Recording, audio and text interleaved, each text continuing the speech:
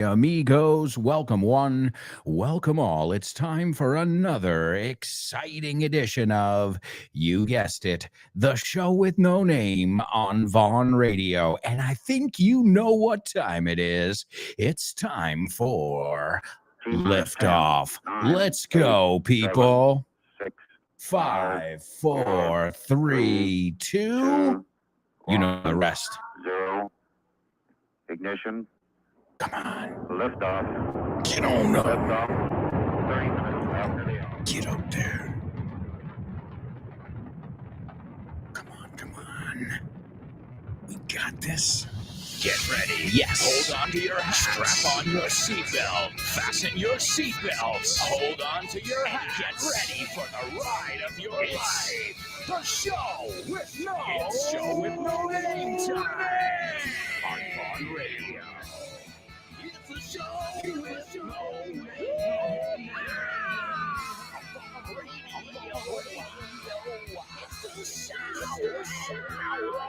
Let's go.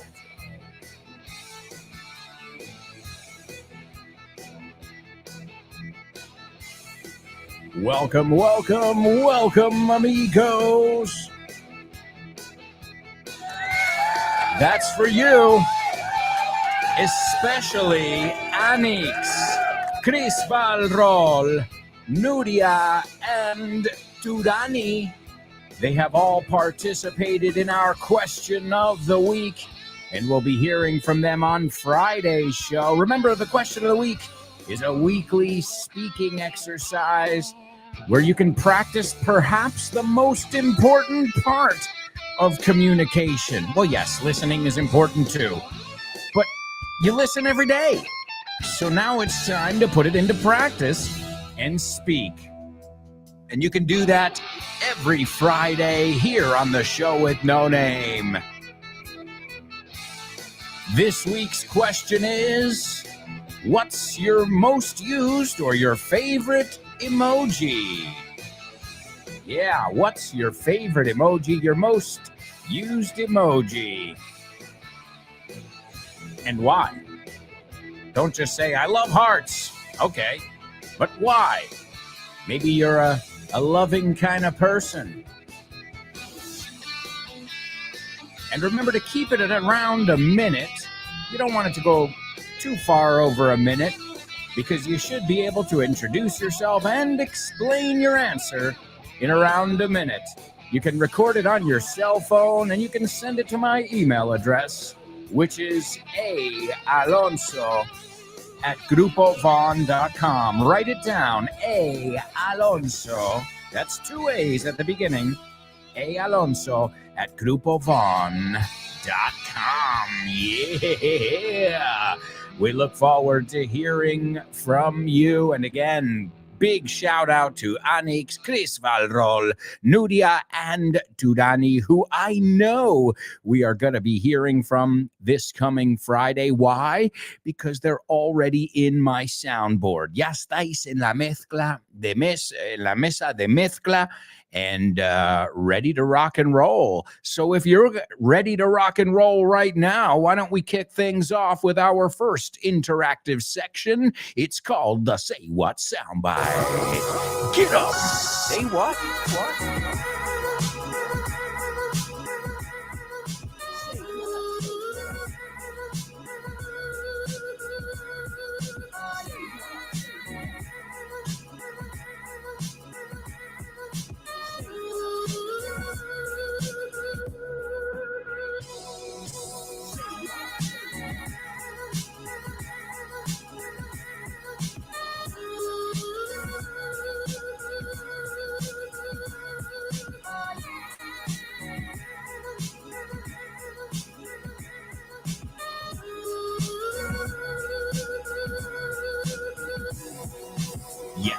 Yes.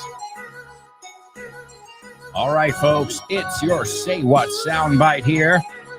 This is a listening exercise. It's also an exercise in summing things up and in taking dictation. So it's got a little bit of everything on there. All right, folks. Also, a quick reminder, it is right around the corner now. It's the Vaughn Radio Trivia Night, so mark your calendars. November 4th, 2025 at 7:30 p.m. Well, because we kick off at 8. So that means get there at 7:30, 7:45. Get settled in. Grab a drink, grab a bite to eat if you want. Strike up a conversation. To strike up a conversation, I think you say entablar. To strike up. Yeah, it's a collocation. You can say to start or start up a conversation, but you can also say to strike up a conversation. And you know, here on the show, I like to teach you guys the totally native way to say it, not that textbook English. Come on. My tailor's rich, my mother's in the kitchen, blah, blah, blah, blah. What the hell does that even mean? I never understood that. Yeah, it's not practical, is it? I mean, it's more practical to know stuff like, excuse me, sir, do you know where the lost and found is? Objetos perdidos? Or, is this a Brooklyn-bound train? Este tren va hacia o rumbo a Brooklyn? I would much rather you practice your indirect questions. Indirect questions. What are those? Well, those are usually if you want to be polite. I know I never ask a direct question to a complete stranger. I never walk up to somebody and say, where's the museum? It's absolutely rude. Sounds rude. Say, do you know where the museum is? Could you tell me where the museum is? So don't underestimate the power of those indirect questions, indirect speech. The reason it's something we need to practice is because in Spanish, it doesn't change at all. In Spanish, ¿dónde está el metro? ¿Sabes dónde está el metro? Right? So there's no change. But in English is, do you know where the subway is? Right? That's the direct question. ¿Y la indirecta? No, well, perdona, esa es la directa. So where's the subway? La directa. Do you know where the subway is? La indirecta. And how do we say indirecta? Como te estoy intentando decir algo, pero no estás pillando la indirecta. It's a wink or a nod. A lot of times we say wink, wink, or we do a nod, which nod is just a head movement. So a wink or a nod. Wow, we've already looked at a lot of vocabulary and we've just gotten started. But let's kick things off now with our Say What soundbite. As you know, you'll hear this audio clip 4 times and hopefully somebody will be able to jot it all down after or sometimes even before the 4th listen, excuse me. And what I want you to do here is, of course, give me your feedback. That's the first thing you have to do. That's something anybody can do. So even if you're not good at taking dictation and you're like, oh, I'm never going to get the whole thing. Well, at least you can tell me what you thought you heard. All right, here it is. It's your Say What soundbite for the first time. All right, now, just before we get started, hold it. Just before we get started, right? Since there's so many of you and just one of me, I like to warm up a little bit, okay? So I'm going to be right back as soon as I finish warming up, okay? Alberto, estoy leyendo un cómic y me estoy dando cuenta de que todas las onomatopeyas que salen son verbos en inglés. Of course, man. We love making it easy. Por ejemplo, aquí pone chomp y está un animal masticando. Sure, to chomp. Es mascar, ¿no? Sí, mascar. Y lo haces con tus piños. Your chompers. Ah, chompers es los piños grandotes, ¿no? Vale, y to click, por ejemplo. To click. Well, to click is what you do on a computer. You click. Pinchar. Perfecto, pinchas con el ratón. Claro, tiene sentido. To gulp. Well, before I was gulping my soda. Gulp, gulp, gulp, gulp, gulp. Claro, estás tragando como un pato. Eso es, no es lo mismo que sip. Bien. To thump. Thump. Don't thump your fist on the table. No des un pum, pum. en la mesa. De hecho, el conejito de Bambi se llamaba Thumper. Eso es, todo tiene sentido en inglés. Claro que sí, por eso hemos hecho el tercer libro de This Book is the Milk, que se llama This Book is the Shit. Este libro es la leche. Por Alberto Alonso Y Damián Moya. Así da gusto aprender. Y lo sabes. And you know it. That's right, folks. It is This Book is the Shit. It's available at Von Tienda, or, as we also say, wherever fine books are sold. Also, if you'd like to stop by in person, we'd love to meet you. We've got offices in Madrid, Barcelona, Bilbao, Vigo, Valladolid, Valencia, Santander, and Zaragoza. Stop by, introduce yourself. You can pick up a material or not, or you can just get a complimentary level test. Complimentary is a synonym for the word free, just like the word gratuity. Doesn't the word gratuity sound like gratuito, algo gratis? Well, it's not. It's actually the exact opposite. It's una propina. So be careful. If you're in the United States and it says gratuity, $8, well, you've already paid the tip. You don't have to tip on top of that. You can, that's optional if you'd like to, but some places include a gratuity. I saw it when I was in London last time, which was interesting because I think it was like 8% or something. And I said to the waitress, I said, well, that stinks because Americans would probably give you anywhere from 17 to 20%, or 15 to 20%. And she's like, well, they can always give more. I'm like, well, not if we don't carry cash with us. So you just kind of limited what I can give you there. And she said, oh, yeah, that stinks. I'm like, because at least in the United States, you can write it in afterwards. Right? It's something that, you pay the bill, then they bring it to you. Many of you have been to my country, and then you fill in the tip, and then you add up the new total, and then you've got to sign it. You got to put your John Hancock, and that is a fancy way of saying your signature. And that's how it works in the States. Now, again, I think this tipping culture has gone too far. I mean, I remember last time I was there, I bought a dozen bagels. We don't say dozen, we say dozen. I bought a dozen bagels, and the woman, I paid, and then she flipped around the thing like, what percentage tip do you want to leave? I'm like, for what? I came to the counter. You passed the bagels over the counter. It's not even like I ordered a sandwich or I don't understand. What am I tipping for? For you doing your job. So it's gotten to that point where people are just kind of, they're fed up, hartos. They're fed up of this tipping culture. And it doesn't mean I don't want to pay people. No, I just think your boss should pay you. Why should I pay your salary? I mean, in any other job, who pays your salary? The employer, not people who come in and frequent it. I thought the gratuity or the tip was a little something extra.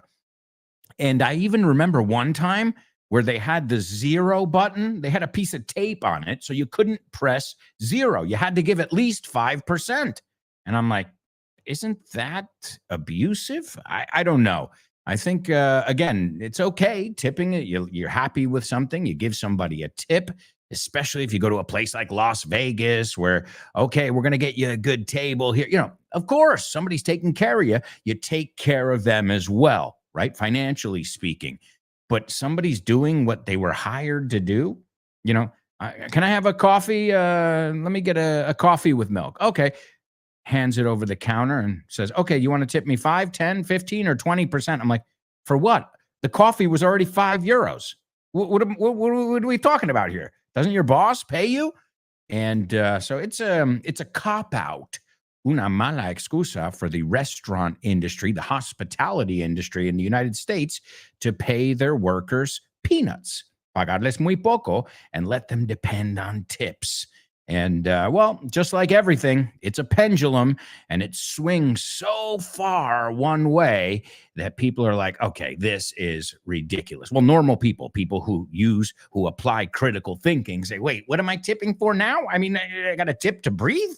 So those are my thoughts. Hey, this is a good thing that Rob Grams can look at on the Probo show. This tipping culture, has it gotten too far out of control? Have we gotten carried away? If we get carried away, se nos ha ido, right? You got carried away. All right, amigos, let's move on. We've got a lot of stuff to do, and right now it's time for our pop quiz.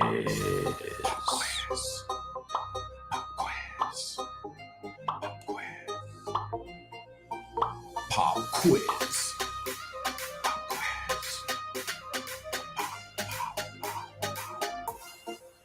Pop quiz. Yeah.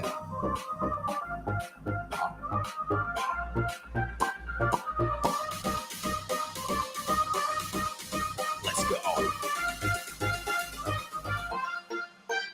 Pop quiz. Pop quiz. Pop quiz. Pop quiz. Pop quiz.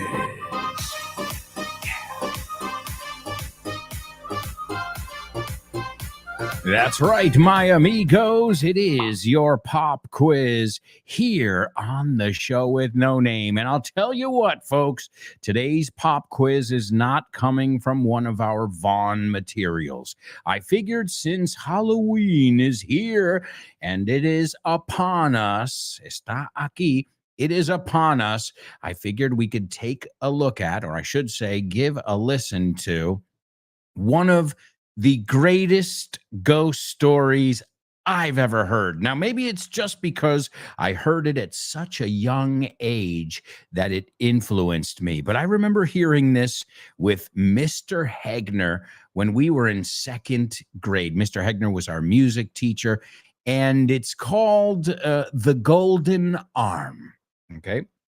El brazo dorado. Now, I highly recommend that you turn out the lights, apaga las luces, set the mood, because this is pretty creepy. And as always, I'm going to ask you some questions about this ghost story. So everybody listen carefully.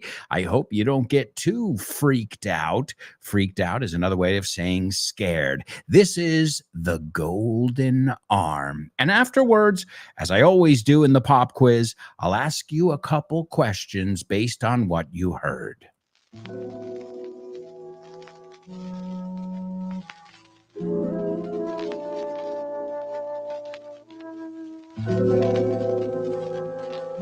Once there was a man who was married to a lady called Elvira.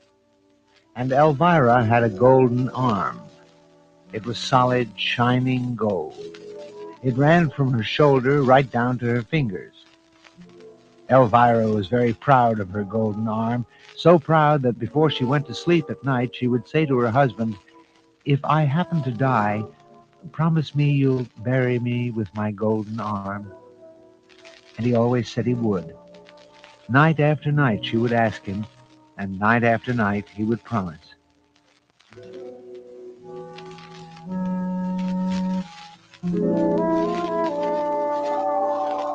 And one night, Elvira died. And the husband buried her just as he had promised, with her golden arm. And life went on for the husband. He was lonely, naturally. He had his work on the farm, he had his friends, but things weren't the same. He couldn't seem to pay attention to his work, and things went from bad to worse. And little by little, he sold the farm animals, then the carts, then the barn. And lying in bed one night, he began to think about Elvira and her golden arm. He thought about what he could do with all that gold. And it seemed a shame that Elvira's arm was buried deep in the ground. And the more he thought, the more he had to have that arm. But he had promised Elvira, and yet he needed the gold in her golden arm.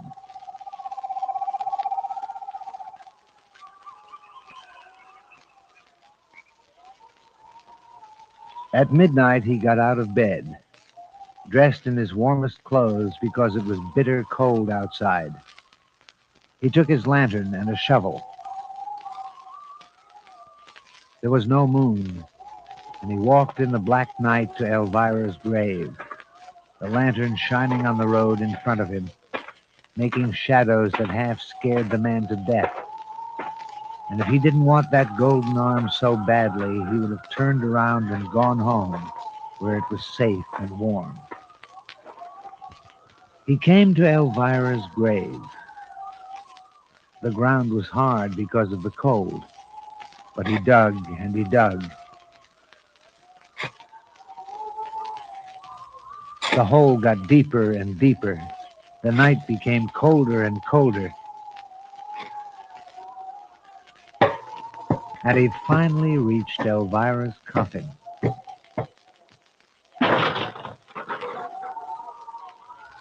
He opened the coffin, reached in, and took the golden arm.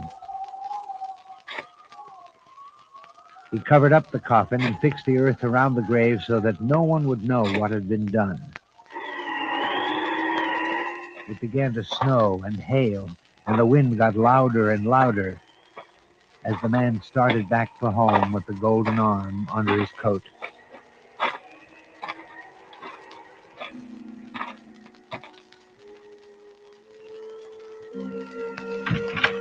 He lit a fire, warmed himself, and looked around for some place to hide the golden arm. The only place that was safe, he thought, was under the covers of his bed. He jumped into bed and tried to keep warm, but the golden arm was cold, very cold, and the man shivered and shook. He tried to sleep, but somehow he couldn't. He tried to close his eyes, but he was afraid to keep them shut. He didn't know why. Maybe it was the wind that was keeping him awake, because it got louder and louder, and then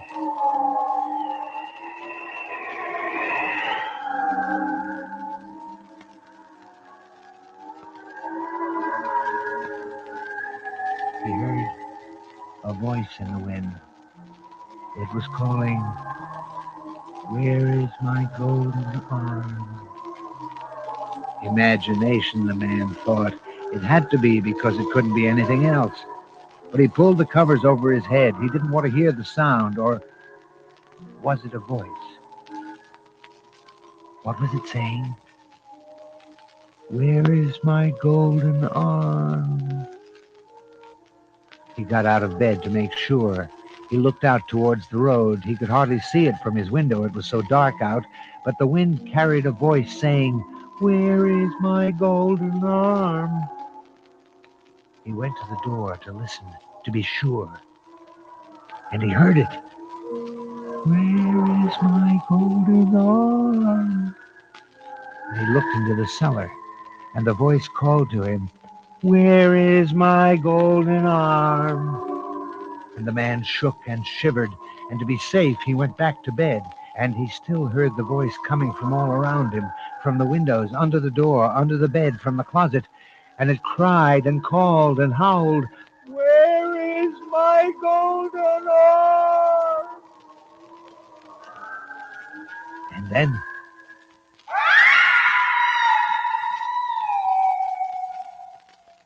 he saw it.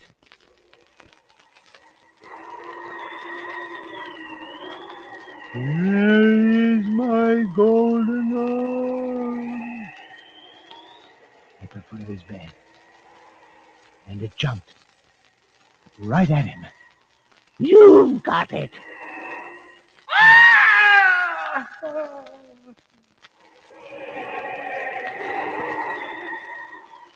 Where's They say my... that whenever the wind howls late at night, that it's Elvira coming to find her golden arm. Do you have it? Where's my golden arm? I remember many, many sleepless nights when we heard that, because I remember Mr. Hegner put it on. We were young kids. And again, he set the mood. He turned off the lights, and whoa, that was nuts. And it still haunts me to this day. So, folks, I'll tell you what, I can't believe it. We have got to go to a quick commercial break. That came out in 1973. And it still gives me the heebie-jeebies. Ooh, it gives me the creeps. 2 ways to say it. All right, well, I have a couple questions for you in the pop quiz. I'll ask you those right after this commercial break. Plus, we'll see what you guys heard in the Say What soundbite and so much more. So, stick around.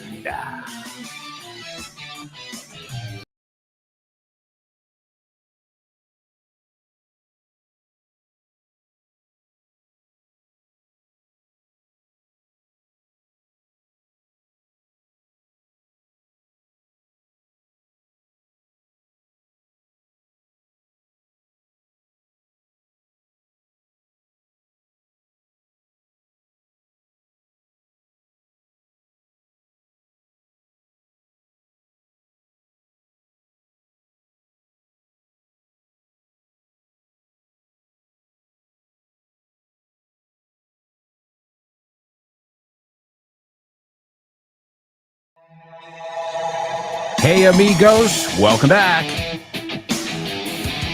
Welcome back to part 2 of today's show with no name here on Vaughn Radio.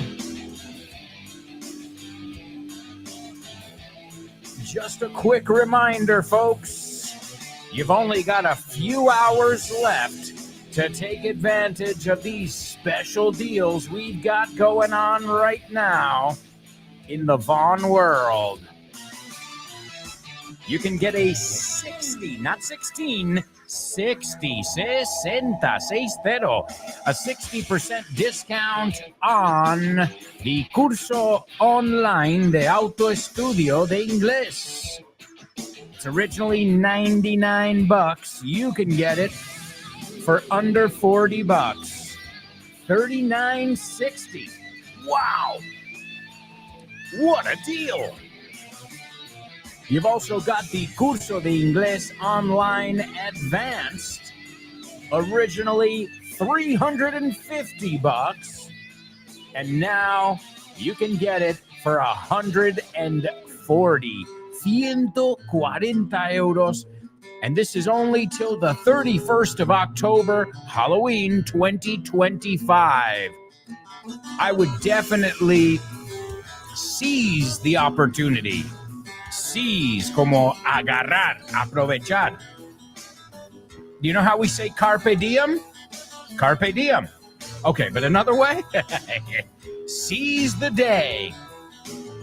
And speaking of day, today is a very, very special day, folks. I can't believe it. But 21 years ago today, this guy, yours truly, un servidor, arrived in Madrid. I didn't know I was going to call it home yet. I was just, trying it out. And my friend Cesar, he told me, I was living in Almeria for a short stint. Un periodo. A short stint. And I was about to pack it up and go back to New York. It wasn't my thing. I love Almeria, but not to live there all year. And he said, dude, come to Madrid. You're going to love it. And 21 years later, to the day, I am celebrating my Madrid-iversary, or as we call it too, my Spaniversary. All of us who have moved here, expats, as we're called, well, we know the day we moved here, and it's a very special day. So I can't believe it, folks. 21 years ago today, I came to Madrid. I had 200 euros in my pocket and a dream. Not really. Well, I had a dream of making it work here.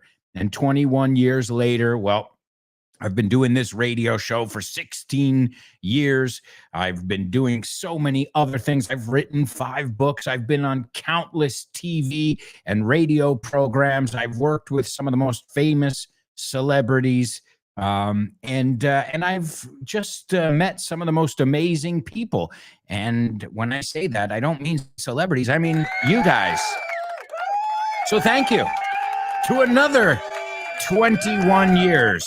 If it weren't so early, we could do it. We could make a toast, right? To make a toast, hacer un brindis. Well, we can do it with water. I'm not superstitious. So cheers, guys, to 21 years here in Madrid. And as many of you know, I got married here. My daughter was born here in Madrid too, in Arturo Soria. So yeah, let's celebrate. And I know how we can celebrate. We can celebrate by listening to our Say What soundbite for the second time. Woohoo! All right, here it is, folks. Your Say What soundbite for the second time. And remember, get as much as you can here. That's the idea. If you can't get it all, well, at least if you get the gist of it, that works for me. And then by the end of the show, we'll look at who it is, what's being said, and all that jazz. So here it is. All right, now, just before we get started, hold it. Just before we get started, right? Since there's so many of you and just one of me, I like to warm up a little bit, okay? So I'm gonna be right back as soon as I finish warming up, okay? Just...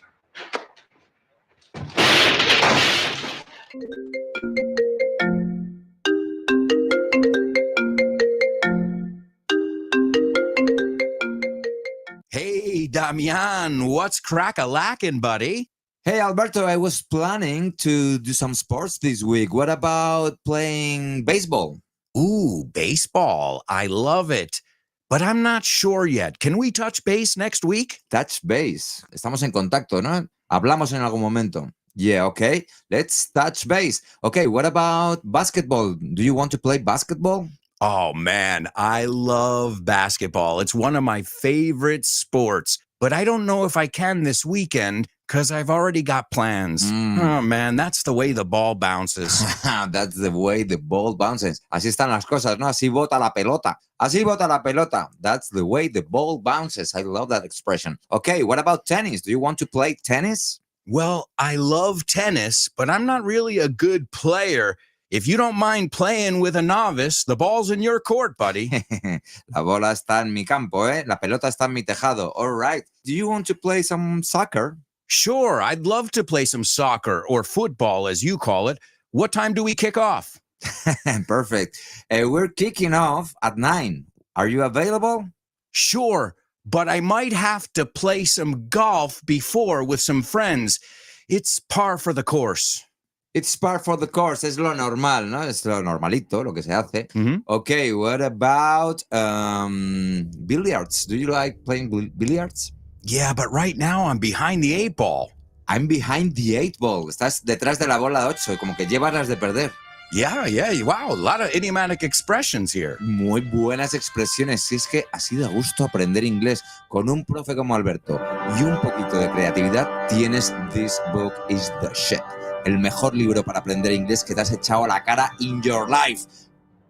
Píllatelo, vas a disfrutar mogollón de dibujos para que lo aprendas todo fácil, con conexiones lógicas y divertidas. Es la manera más sencilla y más divertida de aprender inglés. No te la pierdas. Damian, you're such a good sport. Te enrollas. You can pick up your copy of This Book is the Shit at Vaughantienda.com. It's the shit. That's right, folks. This book is the shit, available at Vaughan Tienda and wherever fine books are sold. All right, well, I hope you guys liked our ghost story. Again, it's from 1973, so 4 years before I was born, but it brings back memories of elementary school or grade school, and specifically Mr. Hegner, who was our music teacher. All right, here are my questions for you. And again, they're all based on what we heard. The first one, what was Elvira's wish? Right? she asked her husband to promise something to her every night before they went to bed. What was Elvira's wish? Now, I don't have to tell you this, but just in case, make sure you use full sentences. All right? What was Elvira's wish that she made her husband promise her night after night? Number 2, what did Elvira's husband do for a living? Or what did he do? Right? You don't have to say for a living.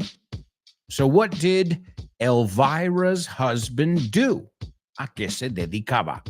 All right? And the third one, what did Elvira's husband take with him to the grave? Remember, he went to her grave. It was a cold night, a bitter cold, they said, a bitter cold night. And he got up and he left the house at midnight, if you remember, and he grabbed a couple things to take with him. What did he take with him to the graveyard that fateful night? All right, those are your 3 questions. Again, what was Elvira's dying wish? Right? Number 2, what did her husband do for a living?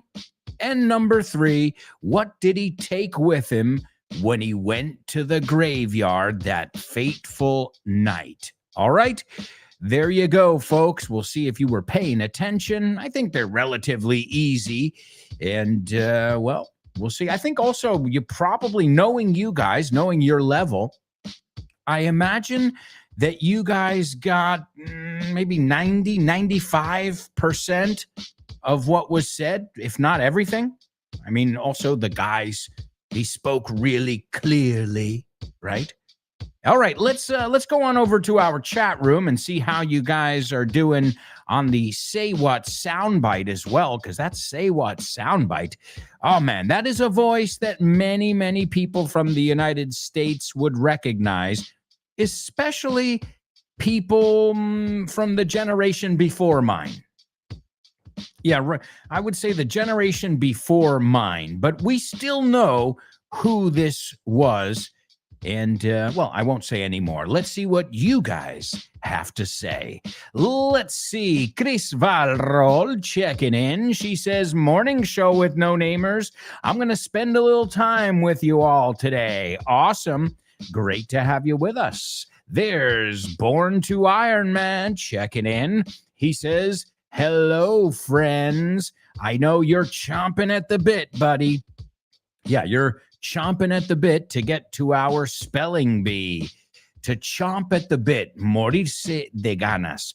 Los británicos dicen champing at the bit, C-H-A-M-P. Los americanos decimos chomping, C-H-O-M-P. Which one's right? Well, obviously American English, right? All right, great to have you with us. Chris says, talking about our Say What soundbite, she says, I heard an Afro-American guy, I'd say.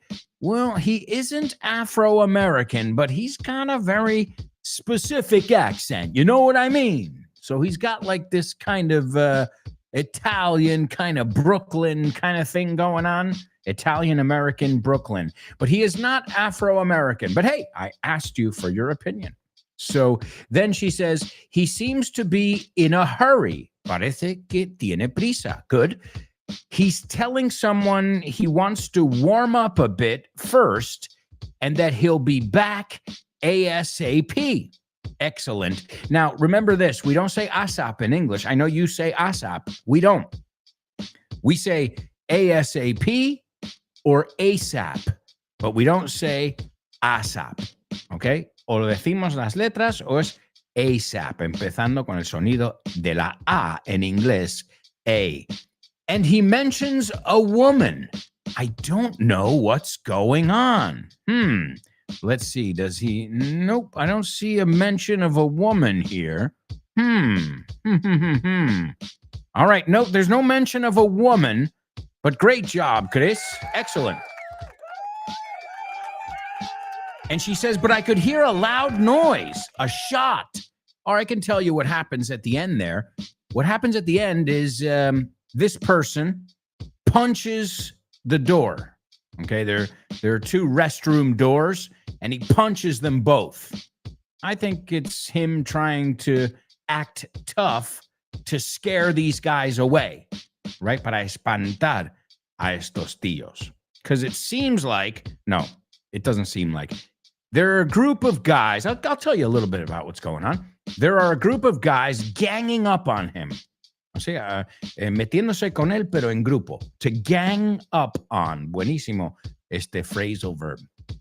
And, well, I guess he feels outnumbered, so he has to kind of scare them away. So what does he do? He says, let me warm up, and he punches down two doors. The restroom, the female and the male restroom. All right? So maybe that'll give you a little more context. But great observation. Chris Valrol. Let's see. German says, morning, guys. Where do baby ghosts go during the day? Day scare. That's almost as bad as mine. Jeez. German, we got to get you some more coffee, buddy. It's daycare. Daycare is guardería, la guarde, right? Daycare. And day scare. Let's see. Chris says, let's make a toast. Excellent. A toast to all of you for many, many more years. Thank you so much. Again, I've met so many amazing people, including my wife, right? And all of you guys here in Spain. So if I hadn't come here, I wouldn't have met any of you. Toma, vamos a mirar el pasado condicional. If I hadn't come here, hadn't más el participio, I wouldn't have más participio. I wouldn't have known you. Eso, si lo simplificamos, al final, el pasado condicional es participio y participio, right? Uno con had y el otro con would have, right? Practice it. It's difficult. I know I can't figure it out in Spanish. Habría si hubiese, habría si hubiera. And then I ask my Spanish friends and they're like, yeah, that sounds right. But then I look at their face and they're like, I think. So it's a tough tense. And as I always tell you, a lot of Americans say, I would have come. I wouldn't have met you if I wouldn't have come. That is incorrect. No podemos hacer doble would. So I wouldn't have met you guys if I hadn't come here. O lo puedo decir al revés. If I hadn't come here, I wouldn't have met you guys, right? Or I wouldn't have known you. Many of you I've met in person. Some of you I just know because I know you from all your participation in the show. So awesome stuff. Yes, let's make a toast. And that's a confusing one because I remember when I first said that to a student, they said, ¿Vamos a hacer tostada? And I'm like, no. That's let's make toast. And let's make a toast is vamos a hacer un brindis. And Chris, you know what? You could say for many more years, but you know what I would say there too? To you, to many more years too, ¿no? Cuando esto es para tal cosa, para, right? A lo que va el brindis, we'd say to health, a salud. Well, that's what we say in the United States. A lot of people say salud. We say chin chin. Say, yeah, we do that too. And I love the Irish one. Sláinte. Sláinte is what the Irish say when they're making a toast. We don't normally say to make a cheers, right? We say to make a toast. Cheers is what you say, okay? One of my favorite ones too is bottoms up. Eso es para el centro, para adentro, you know. Bottoms up, la parte de abajo del vaso, arriba. I mean, right? Makes sense, right? These are these totally native things that you either know or you don't, right? And centro, para adentro, I don't remember it exactly because I don't go out anymore. But when I was going out regularly, I used to know all those toasts. All right, Born to Iron Man says, cheers, Alberto. I love one that the British say. They say, cheers, big ears.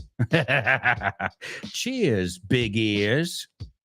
All right, let's see. Chris Valrol is participating in today's pop quiz, which is based on the golden arm. I'm telling you, I know you guys are adults now, and supposedly I am too.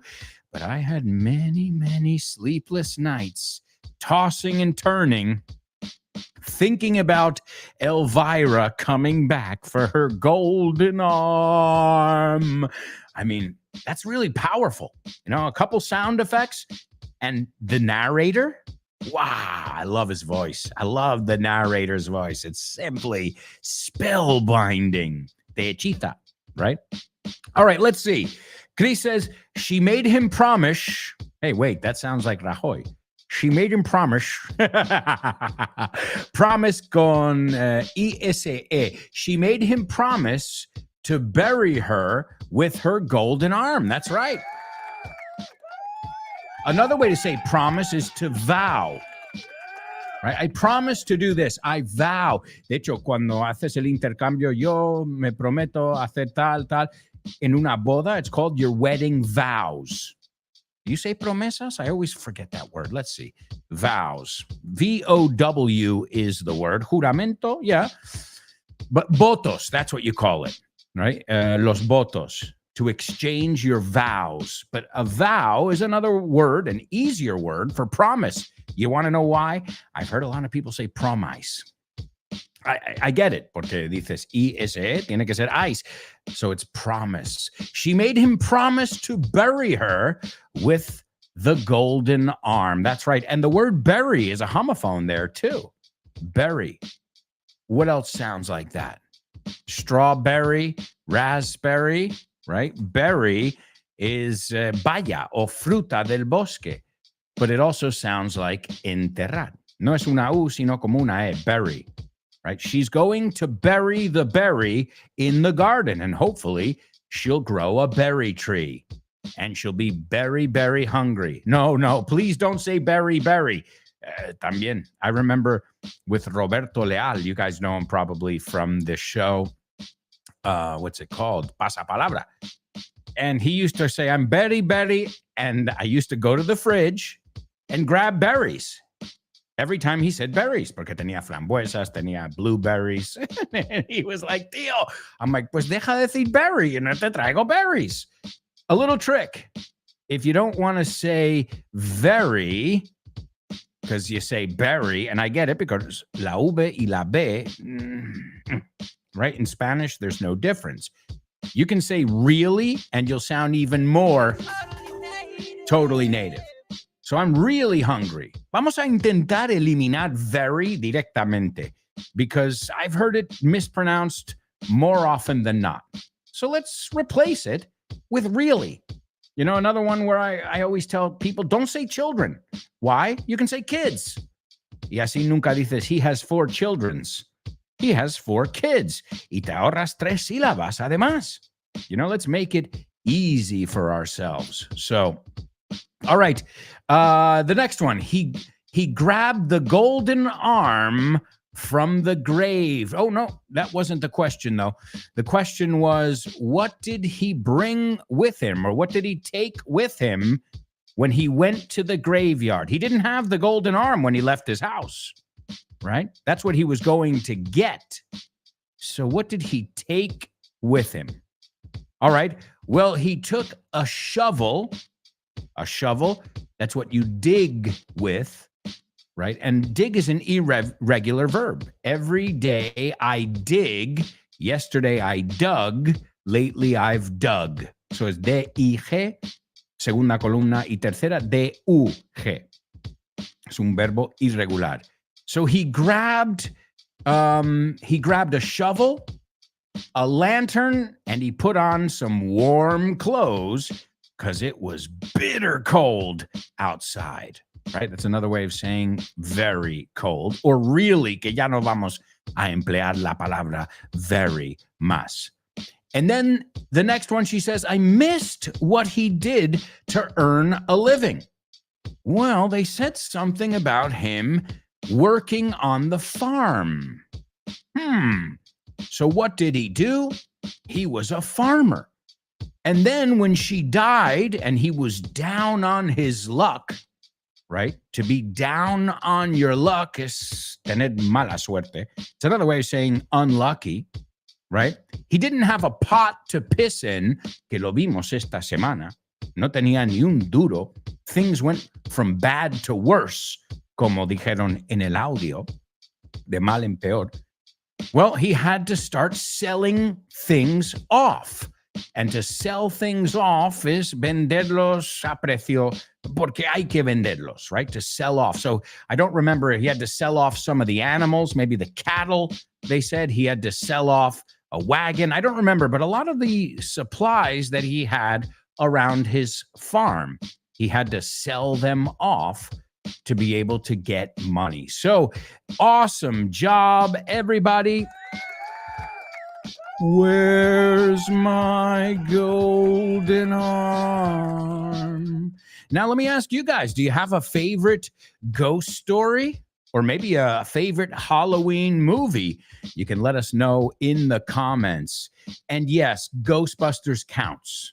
Of course it counts. It's about ghosts, right? And the soundtrack, oh my God. I've got to recommend too, I'll give you a good Halloween song, which has got some great vocabulary in it. And it's the Monster Mash. I talked about it the other day. We did the mash. We did the Monster Mash. It was a graveyard smash. Un éxito en el cementerio. It caught on in a flash.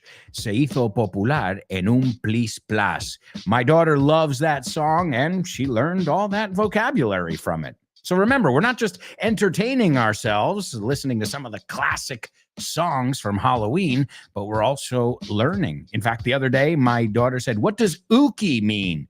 I'm like, ookie is like, ugh, que da repelús.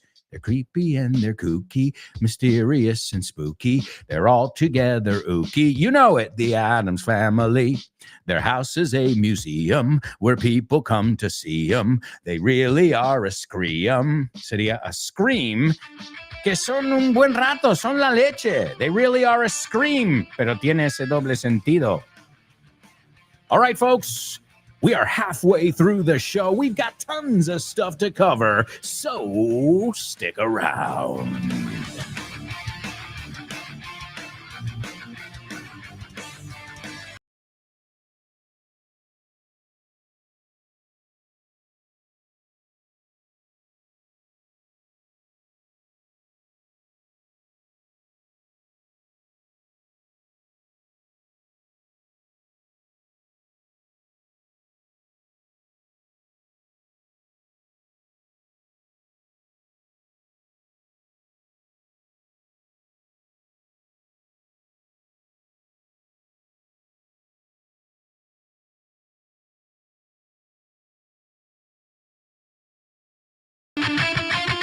Wow!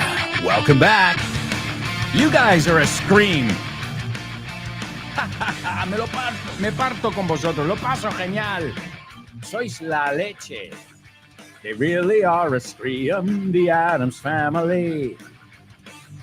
And the best part is, you've all heard the song. You just gotta stop 1 second and say, what the hell are they saying? And usually they are saying something.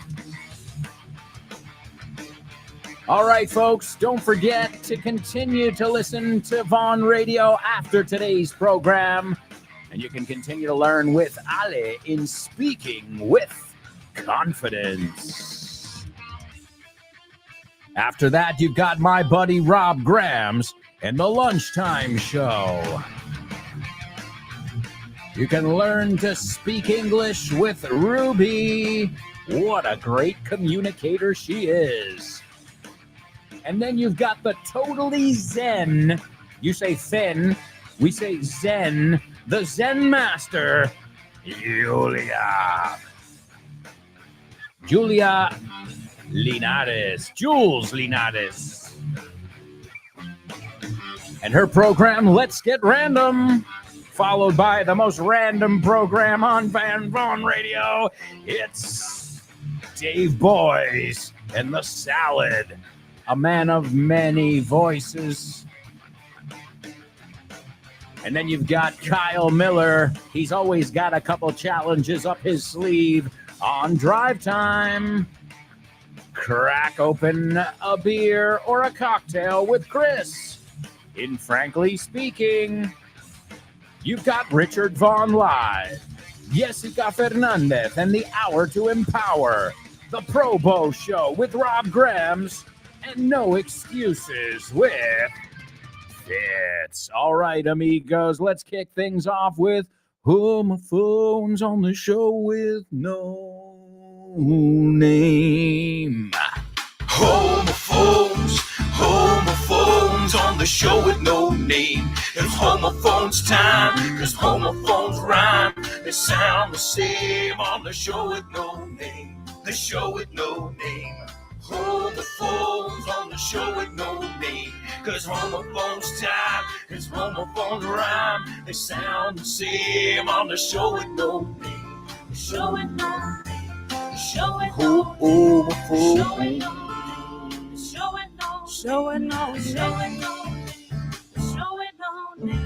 Oh, yeah, that's right, amigos. It's homophones only on the show with no name. And let's see what we've got for today's homophones or not.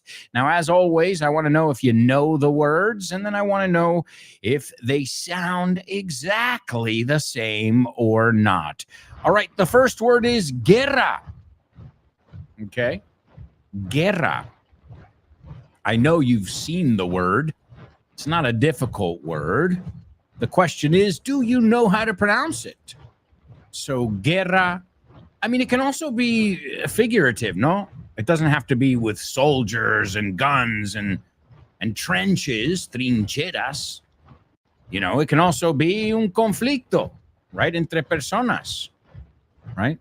I don't know if you have an expression. We say too, this is, esto se declara una guerra, okay?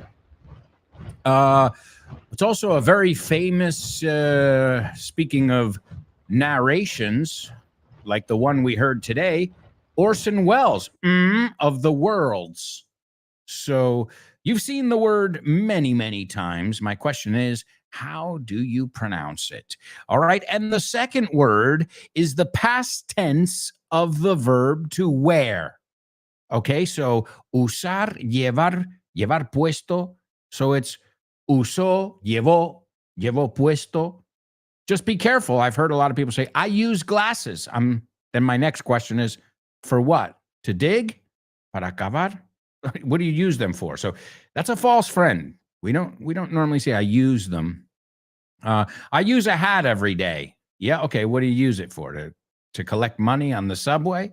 So si queremos decir usar en el significado de llevar puesto, that would be this word. Okay, well, the past tense we're looking at over here. So the first one, si dijéramos los soldados llevaban uniformes en la Segunda Guerra Mundial, would the word guerra and llevaron sound exactly the same, where I couldn't tell them apart without context? We'll find out and check your answers in just a minute. But what we have to do right now is also listen to our Say What soundbite for the third time. So everybody pay attention, and we'll see if you can figure it out. All right, now, just before we get started, hold it. Just before we get started, right? Since there's so many of you and just one of me, I like to warm up a little bit, okay? So I'm gonna be right back as soon as I finish warming up, okay? Just...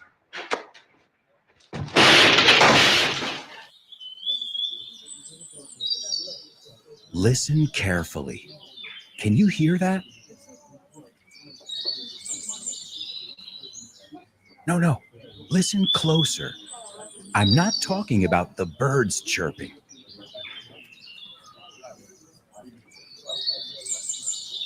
I'm talking about everybody speaking English and feeling comfortable. Listen.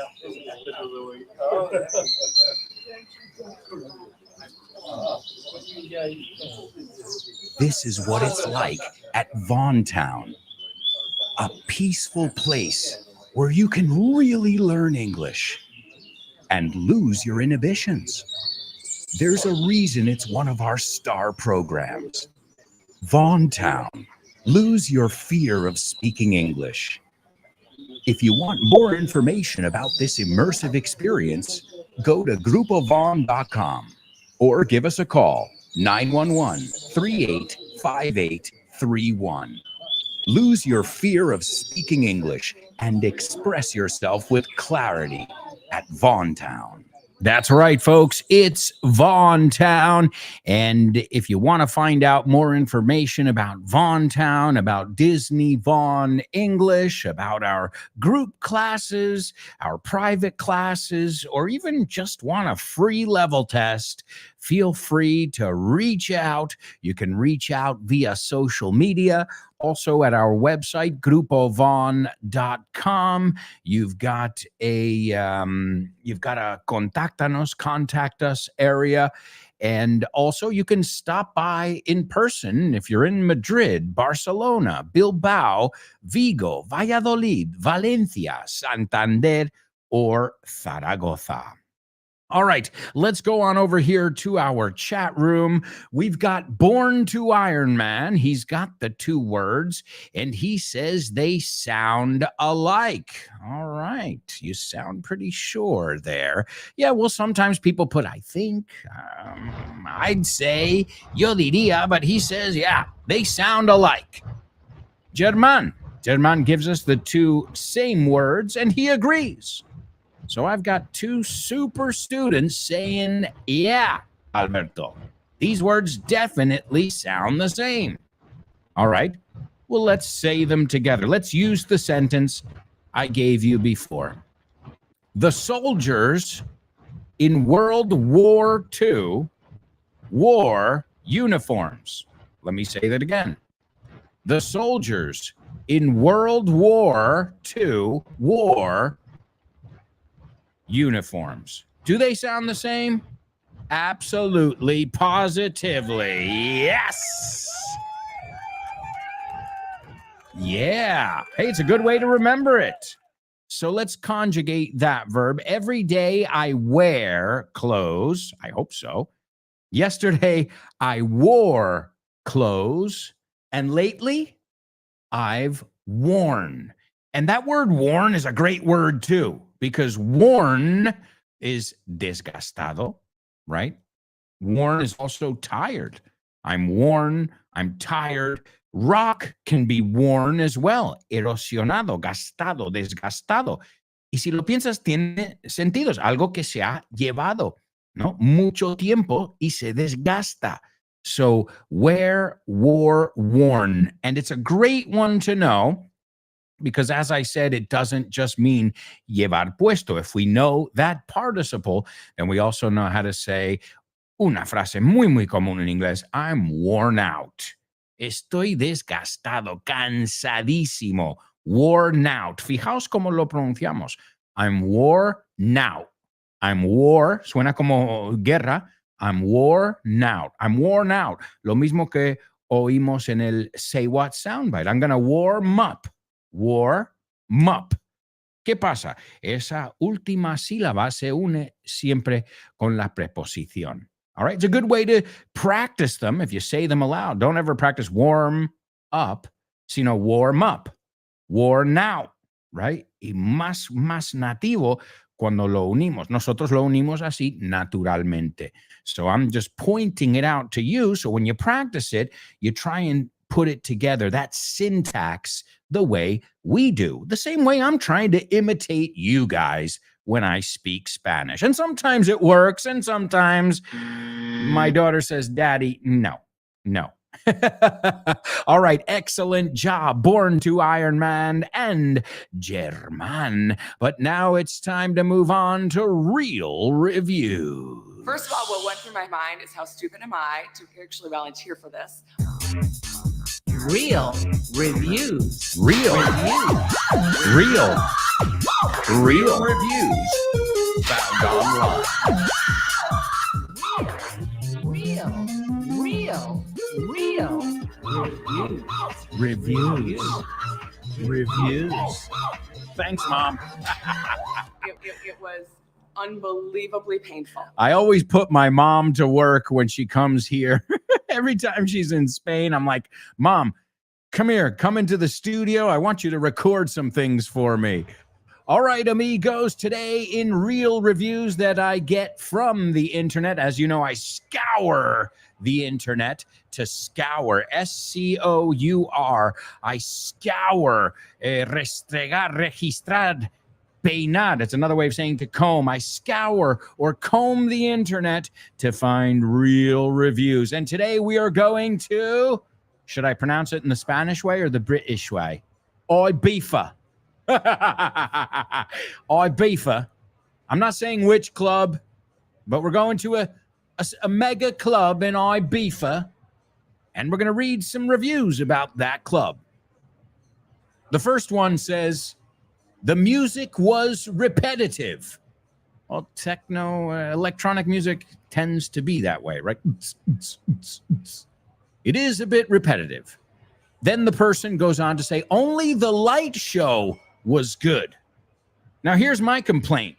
Do people go nowadays to see a DJ in a light show, or do they go there to dance? Because when I was younger, it wasn't about the DJ. The DJ kind of, it was about the crowd. It was about the music, not about, oh, check out this light show. I used AI.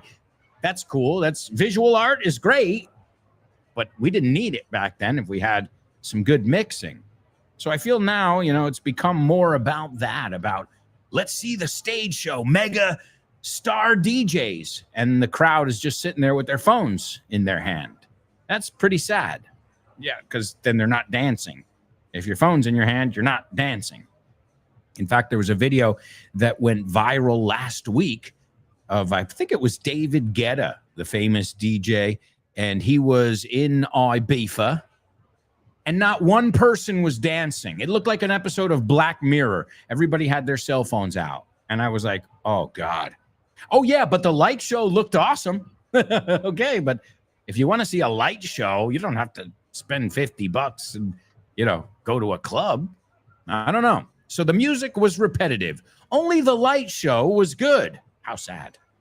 It wasn't really danceable. So if something is not danceable, no se podía bailar a la música. It was extremely crowded. Estaba petado, you say in Spanish. And the whole time, you were being pushed from all directions. Now, I don't know about you guys, but I get very aggressive when I'm in a tight space like that and I'm getting pushed and shoved around. That's not fun for me. You couldn't pay me to go there. Never mind me paying $50 to get in without a drink included. So you were being pushed from all directions. It's making me nervous just reading it. The space was far too small for that many people. So era demasiado pequeño para tanta gente. Even the stairs were full of people.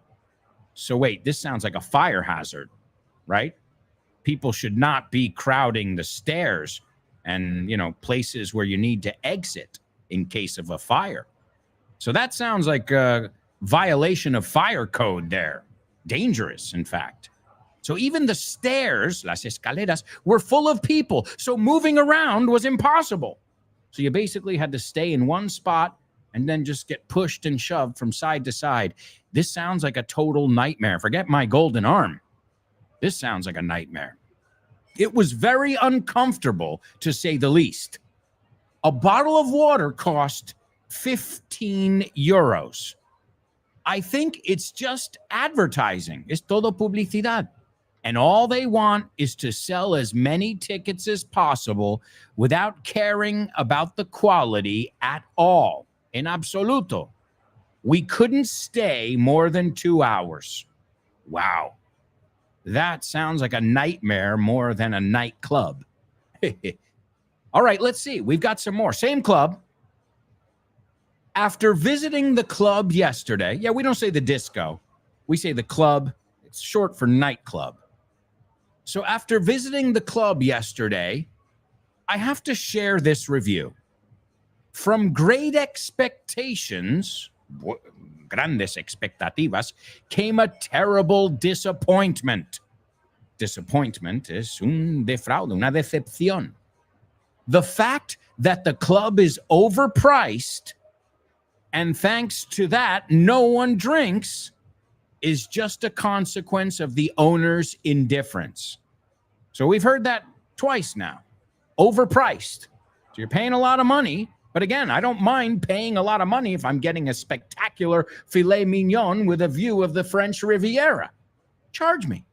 You earned it. You're giving me something good.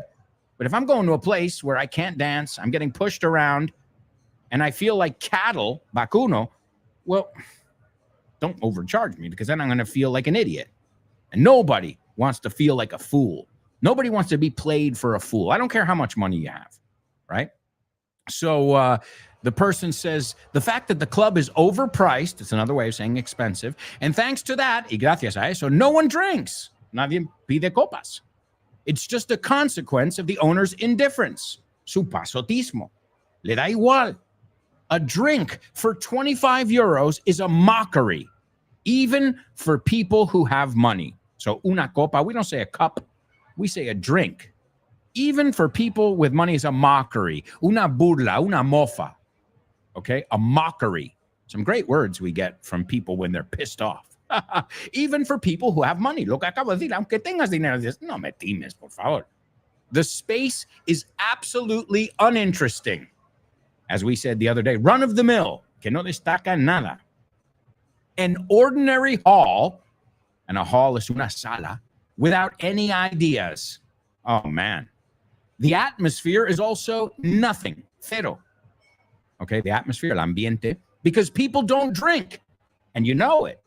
So they're saying, there are a lot of sober people, or I imagine they're taking other things. I don't know. Again, I am so out of it, desfasado. And he says, because people don't drink, and you know it. You can feel it. Nobody's losing their inhibitions, I guess. But what is the biggest bummer? Bummer is bajón. What is the biggest bummer is that the absolutely unmanageable transportation from the club. O sea, el transporte que tienen para ir y llegar ahí. The biggest club in the world. So maybe this will give you an idea what club it is. And you have to wait 3 or 4 hours for a taxi. The buses are not large enough. So this is another thing. That's something that used to piss me off too. When you want to leave, you want to leave. You don't want to spend another 3 hours there with drunk people in a parking lot, And that's just, that's a shame because, there's money to be made, right? Maybe they need to get more taxi licenses. I don't know. I don't know what the solution is. But I know Ibiza has had its share of problems recently because of this. Price gouging, precios abusivos, and, the infrastructure not being set up for the amount of people they expect. And believe me, this isn't just 2 comments. This is a general feeling that I've seen all over the internet. And so imagine that, you're fed up anyway because there's no vibe. The club sucks. The music is, undanceable. And you're paying $25 for a drink. And then you have to wait 3 or 4 hours till you get home. Well, just to get into a taxi, never mind getting home or to your hotel. It said the buses are not large enough. Los autobuses que mandan, or the shuttles, a shuttle es lanzadera, especially since they have drinks for 25 euros. So you're saying if you charge 25 euros for a drink, you should have proper transportation. Again, nobody minds paying a premium for something that's premium, right? Am I right here? Like you don't want to pay 25 euros for a tuna sandwich at the airport, but you will pay 25 euros for a nice oven roasted lamb cordero with some nice baby potatoes with a nice view and sure, because there you feel like you're getting your money's worth. So, and then the person said something nice here at the end about the club. The person says, but I would like to commend, that means to say good job, to commend the behavior of the security team. Very professional. O sea, los de seguridad eran muy profesionales. Makes you not want to go to a club, not just Ibiza, but in any place. All right, amigos, it's time for our spelling bee. Spelling bee. Spelling bee. Spelling bee. Spelling bee. Spelling bee.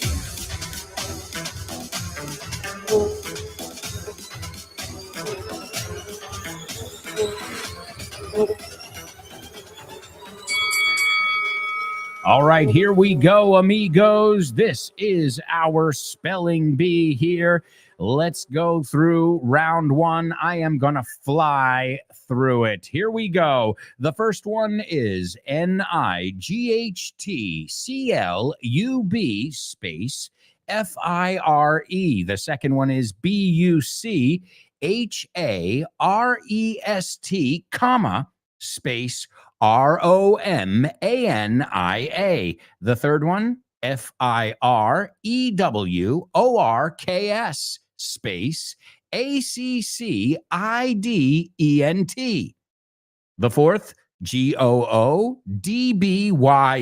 space TO, space GRAVITY. The fifth one, POLYURETHANE, space ACOUSTIC, space FOAM. And the sixth one is VICTOR, space PONTA. There you go, my amigos. All right. I know I went quick, but don't worry. In round two, I will slow down considerably. All right. Going once, going twice. I can give you some time. Not too much, though, because we've got to head to our fourth and final commercial break. So, give you another 10, 15 seconds, and we'll kick off round two. Okay, here's round two. This is a more normal pace, okay? The first one, NIGHTCLUB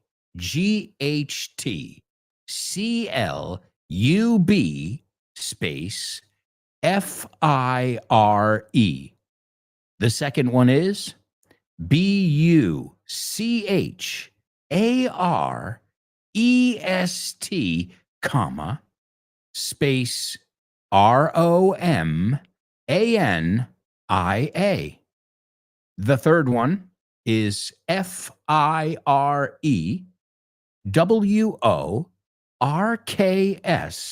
space ACCIDENT. The fourth one is GOODBYE, space TO, space GRAVITY. The fifth one, POLYURETHANE,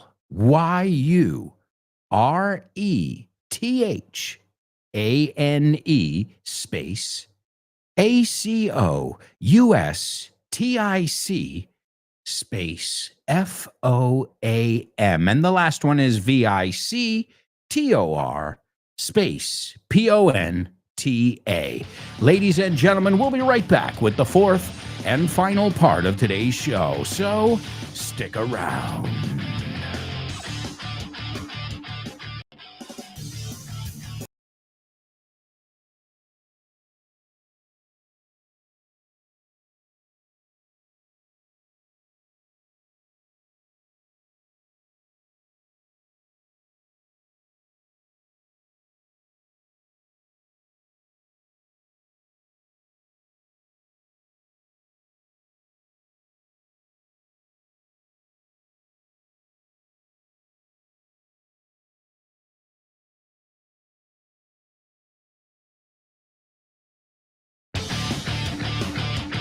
Welcome back.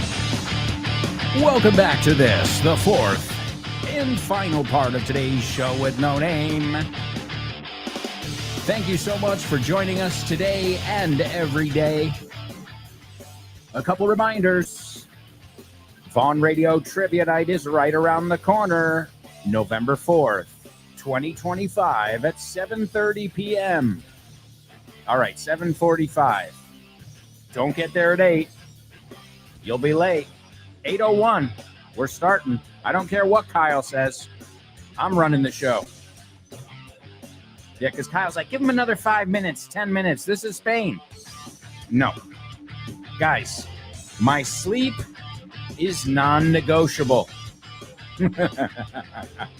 I'll negotiate on a lot of things, not on my sleep. And also, my daughter's going to be there. We can't be there till the wee hours. Las horas pequeñas? Do you say the same thing? The wee hours. All right, folks. We've got a lot of stuff to cover here in the fourth and final part of today's show. We're going to kick things off with our Double Trouble. And guess what? Today it really is a double trouble. We've also got our Say What soundbite for the fourth and final time.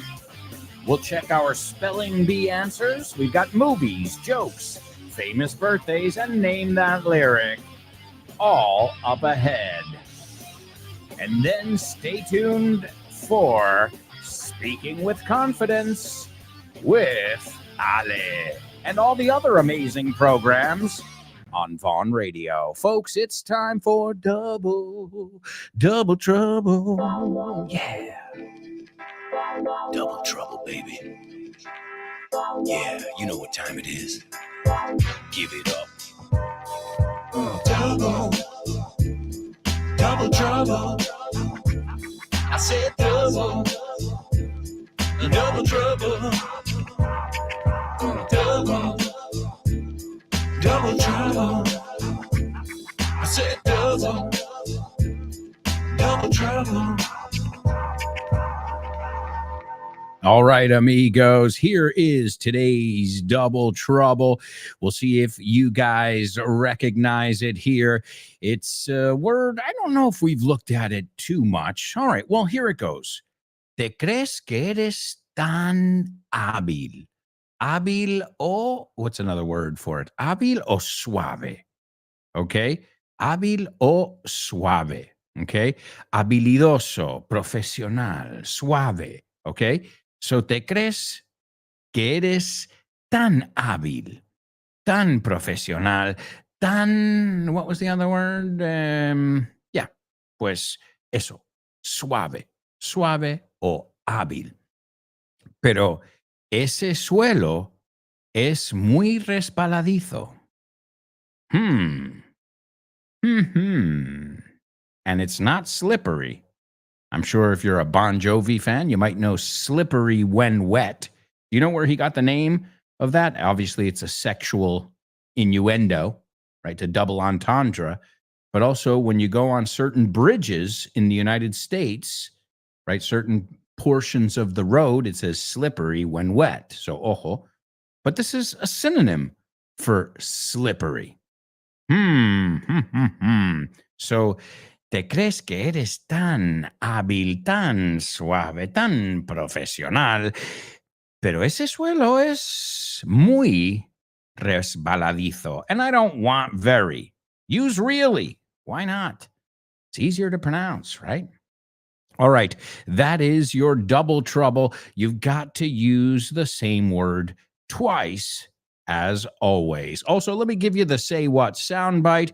Here it is for the fourth and final time. All right, now, just before we get started, hold it. Just before we get started, right? Since there's so many of you and just one of me, I like to warm up a little bit, okay? So I'm going to be right back as soon as I finish warming up, okay? Nunca he entendido por qué a la gente le hacía gracia el personaje de Spider Cerdo de la película de Los Simpsons. Es que no tiene gracia. ¿Cuál dice? ¿Spider-Ham? Spider-Ham. Es graciosísimo en inglés. Claro, tiene todo el sentido. Es como araña jamón. Eso es. Claro, tiene sentido que sea un cerdo. Y su identidad secreta es Peter Porker en vez de Peter Parker. Ah, claro, tiene sentido. Porker, que es como... Porker es un gordito y viene de pork, que es cerdo. Ah, tiene todo el sentido del mundo. Así da gusto aprender con This Book is the Shit, el tercer libro de Alberto Alonso y Damián Moya. No te pierdas nuestro método Milky. Vas a aprender un montón porque en realidad ya lo sabías todo. That's right. You can pick up This Book is the Milk, This Book is the Shit, and many other amazing materials over at Von Tienda, vontienda.com. All right, let's go on over here. Born to Iron Man. Let's see. He says in today's Double Trouble, you think you're so smooth. Great word. Yes, that is hábil. Yeah, I like this. Suave. You think you're so smooth. You might know it from, well, it's just like the ocean under the moon. It's as sweet as the emotion that I get from you. Oh, give me your heart and make it real, or else forget about it.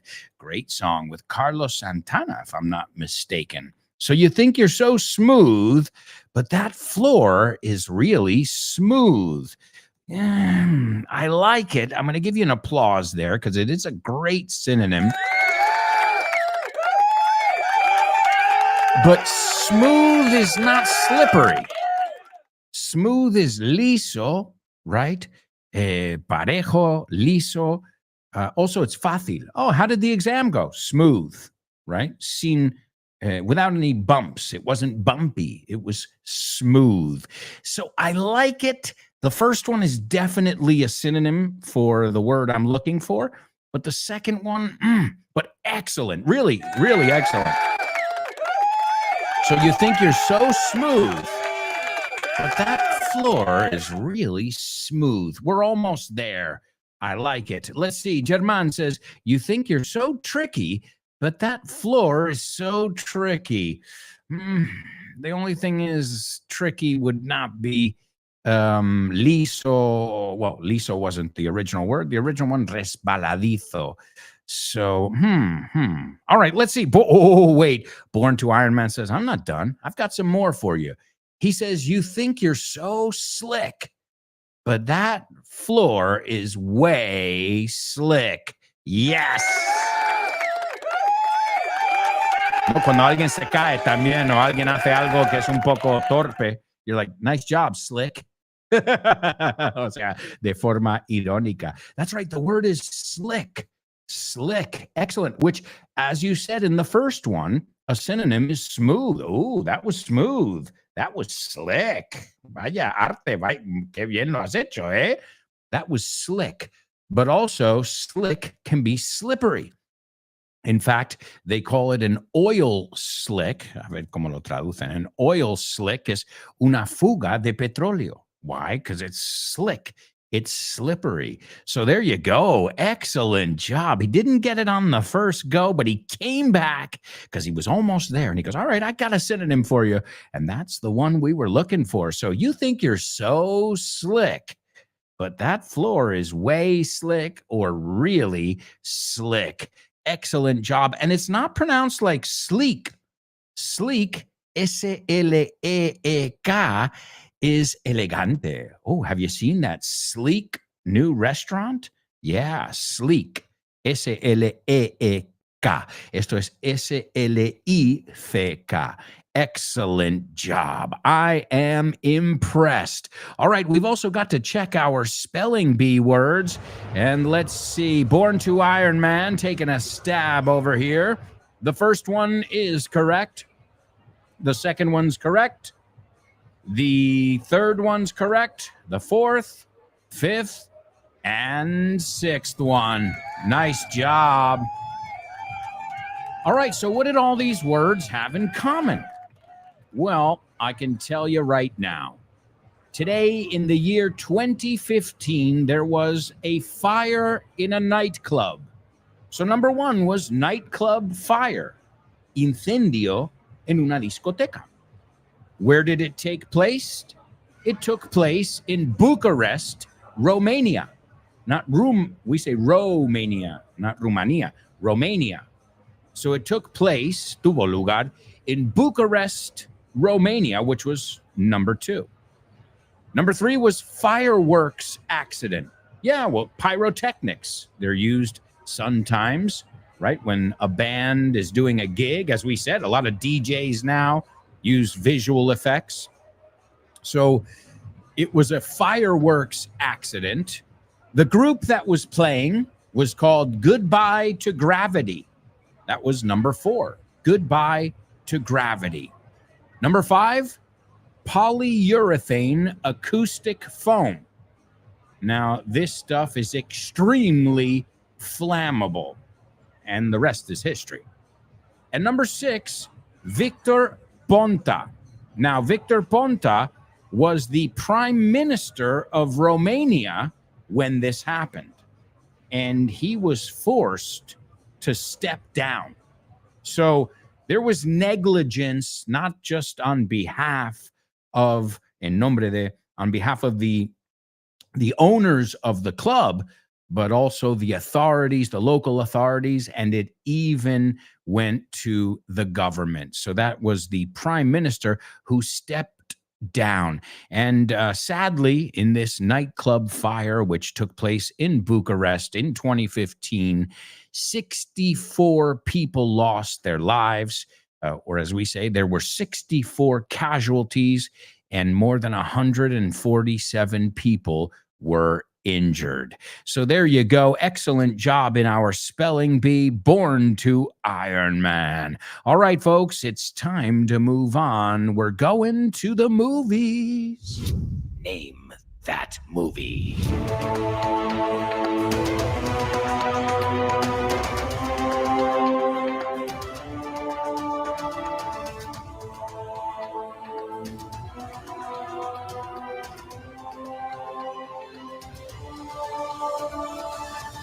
All right, amigos, this is today's Name That Movie. Let's see what we've got over here. I've got to tell you, I love this movie. I remember seeing this movie and thinking, whoa, this is a great one. And it came out in 2016. It's got 7 out of 10 stars on IMDb. So that's pretty good. And it's getting more and more popular. So if you haven't seen it, I highly recommend it. I won't tell you who's in it yet, but I will tell you it came out in 2016. And I'll give you a synopsis. It's loosely based on the true story of 2 young men. So loosely based, if we say it's based on a true story, it's que está basado en hechos reales. Loosely es, bueno, algunas cositas. Right? It means no todo. Loosely, sueltamente sería la traducción literal. Loosely based on the true story of 2 young men, David Pacos and Ephraim Diveroli, who won a $300 million contract from the Pentagon to arm America's allies in Afghanistan. Okay, in Afghanistan. So to arm is darles armas. So arms are armas, but to arm someone is to provide the weapons. Okay, you know, as weapons is weapons. So loosely based on the true story of 2 young men, David Pacos and Ephraim Diveroli, who won a $300 million contract from the Pentagon to arm America's allies, aliados, in Afghanistan. All right, let's take a look over here at the scene that I've chosen. All right, David says, what do you know about war? Hey, vimos la palabra war antes, se pronuncia igual que llevó puesto. So what do you know about war? They'll tell you it's about patriotism, democracy, or some shit about the other guy hating our freedom. Que odia nuestra libertad. But you want to know what it's really about? ¿De qué va de verdad? What do you see? A kid from Arkansas, doing his patriotic duty to defend his country, right? Well, I see a helmet, un casco, fire retardant gloves, guantes que aguantan el incendio, que aguantan fuego. Body armor. Body armor es lo que llevaban los caballeros antiguamente, but now let's see how they call it in modern days. Body armor is armadura, chaleco antibalas. There it is, okay? Body armor and an M16. which is a kind of weapon. I see $17,500. So he's saying it's a business. He's like, this is nothing about freedom, has nothing to do with patriotism, has nothing to do with being hated because we're into freedom. It's a business. $17,500. He goes, that's what it costs to outfit. Okay, to outfit is ponerle la ropa, darle todo lo que necesita. One American soldier. Over 2 million soldiers fought in Iraq and Afghanistan. It cost the American taxpayer, contribuyente, $4.5 billion each year just to pay the air conditioning bills for those wars. Solo para pagar las facturas de energía del aire acondicionado para esas guerras. And that's what war is really about. War is an economy. And anybody who tells you otherwise, y alguien que te diga diferente, is either in on it, está en el ajo, está metido, or stupid. And ladies and gentlemen, we've got a winner. It's Born to Iron Man. It's a great movie. It's called War Dogs. Check it out. If you can find it on your streaming platforms, I highly recommend it. It's awesome, and it's called War Dogs. All right, it's time for your joking. Thank you. Thank you. Okay, what did the guy say when he walked into the bar? Ouch. Ouch. You get it? Ouch. He walked into the bar. You're joking. That's right, amigos. You're joking here on the show with no name. I've got a couple jokes, and we'll see if you guys can catch these jokes or not. Why did the optometrist set his clock to military time? The optometrist, the eye doctor. Why did the optometrist set his clock to military time? To see 2020. No, to see 2020. Well, 2020, if you have 20/20 vision, ves perfectamente. 20 en este ojo, 20 en este ojo. But also 2020, las 8:20 de la tarde, 2020. Why did the optometrist set his clock to military time? To see 2020. In fact, we have an expression, hindsight is always 2020. No, mirando hacia atrás a un evento, no, mirándolo en retrospect, it's always, siempre lo ves claro. Hindsight is always 2020. All right, why didn't the officer respond when asked how he got his start in the military? Why didn't the officer respond when asked how he got his start in the military? It was private. Era privado, personal. It was private. But also private in the military is soldado raso, como empezó en la... It was private. I think that's a funny one. So why didn't the officer respond when asked how he got his start in the military? Well, it was private. Era soldado raso. Era información privilegiada, privada. All right. What happened to the soldier who tried to be a stand-up comedian? He bombed. Bombardeo? Yeah, but also to bomb or to tank is to fail. Fracasar. That movie bombed. That comedian bombed. It tanked. Mira, dos palabras que tienen que ver con la mili, right? It bombed. It tanked. So you get it now? Why? What happened to the soldier who tried to be a stand-up comedian? He bombed. All right, folks, we'll move on. It's time for famous birthday trivia.